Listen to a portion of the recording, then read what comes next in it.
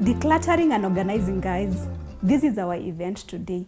This is what we are going to be doing, and this is the challenge we are going to start with in Indulgence Blueprint.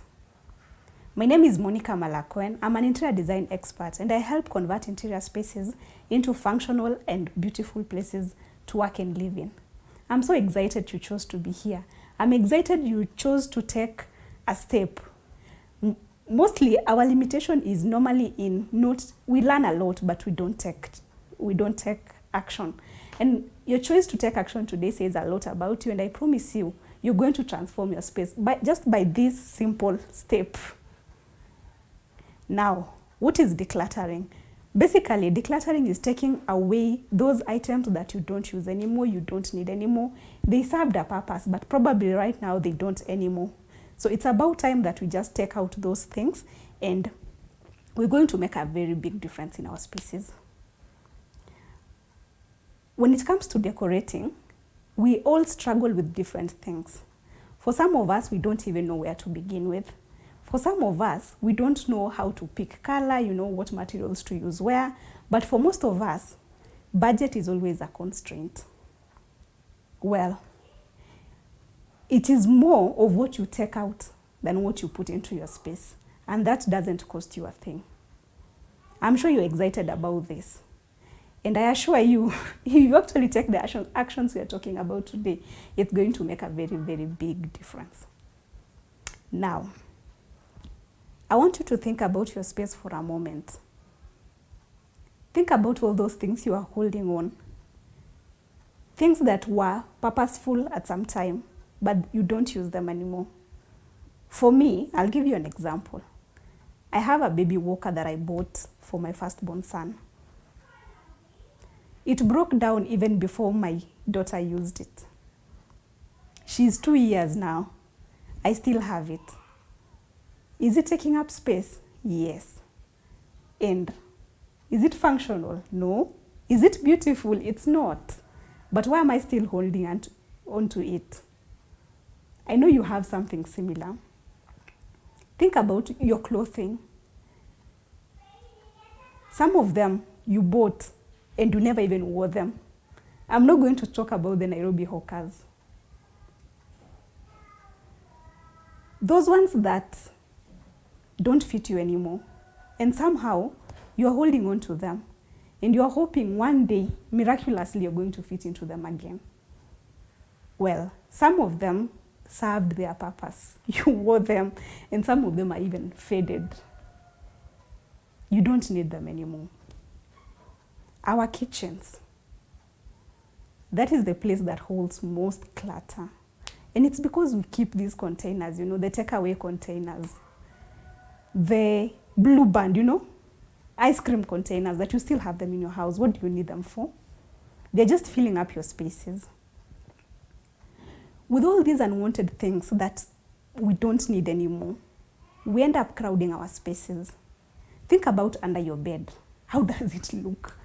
Those things that are under that bed, when will you ever going to use them?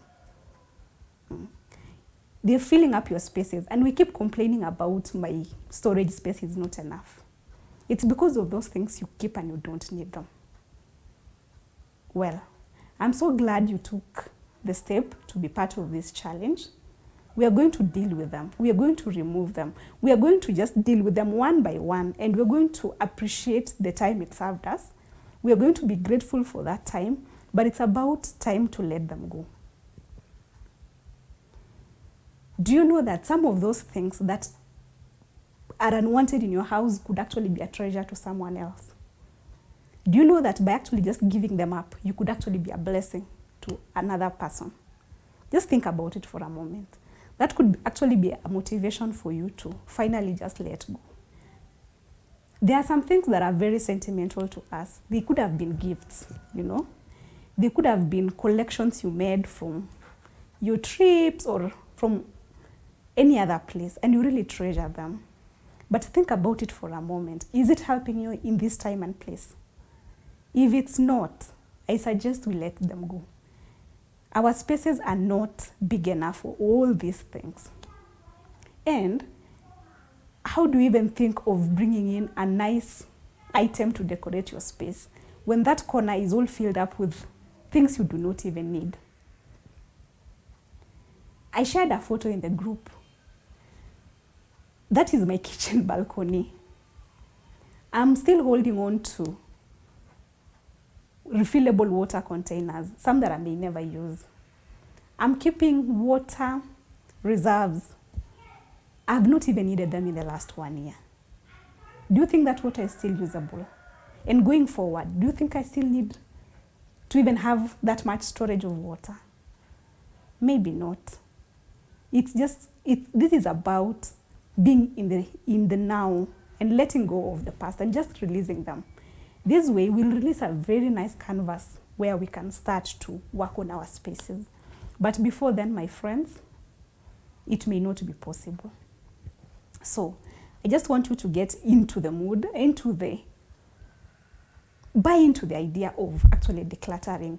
And I know I've said this a million times, but I keep promising because I know the difference this one action will make in your spaces. So let's get started. And before we do that, so that we have, we can actually say this is where we were and this is where we are now, I encourage you to take photos. Take photos of all those spaces that are cluttered right now. There are those that are just obvious. There's a heap of unwanted stuff in your corner, mahali. Get rid of them. But before that, take a photo of that place. Those clothes, your wardrobe, how does it look at the moment? With clothes you don't even wear. Some of them you don't even know are there. Take a photo of that place. Once we are done decluttering and then organizing them, you will be able to see the difference.